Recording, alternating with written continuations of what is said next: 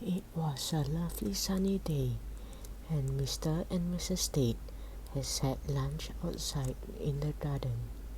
As Trusty and her best friend, Rachel Walker, sat down to eat, Mrs. Tate suddenly groaned aloud. "I knew there was something else I meant to get from the shops this morning," she cried. "Grant's toffees.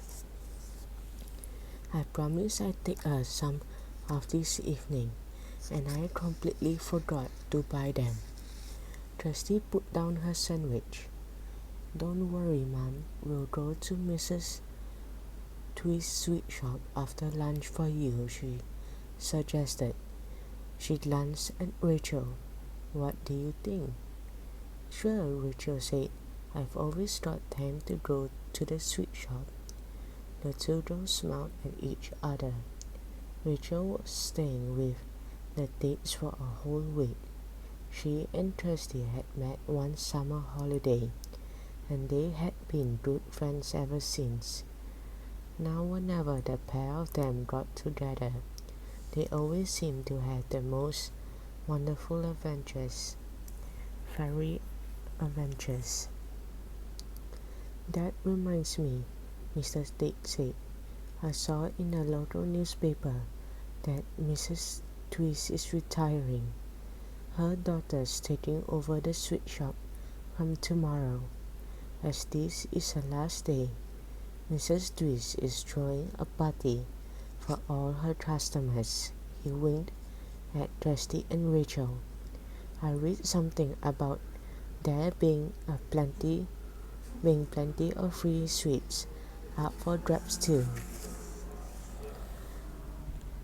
Trusty nudged Rachel at once. "Sweets and a party," she repeated. "How exciting." "We love parties," Rachel agreed with a grin. The two friends shared a secret. They had been busy all week helping the party fairies of Fairyland. The fairies were preparing a surprise celebration for their fairy king and queen's 1000th jubilee. But wicked Jack Frost had plans for his own rival party.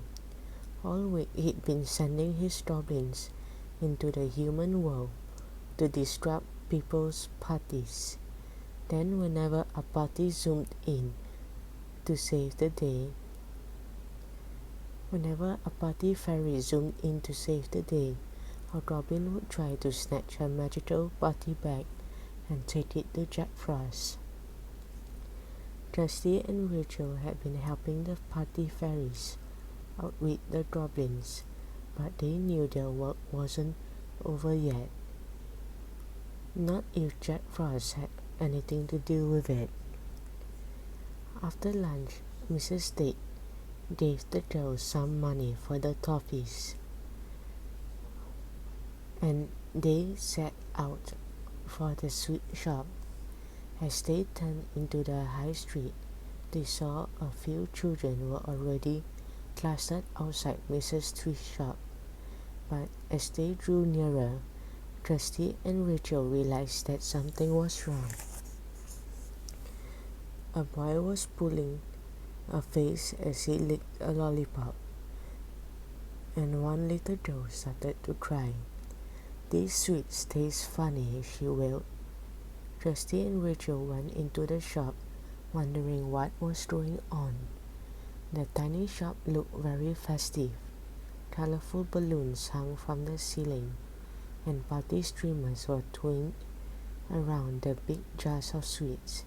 They lined the shelf. Mrs. Twist stood behind the counter as usual, but Trusty noticed at once that she didn't look her normal, cheerful self.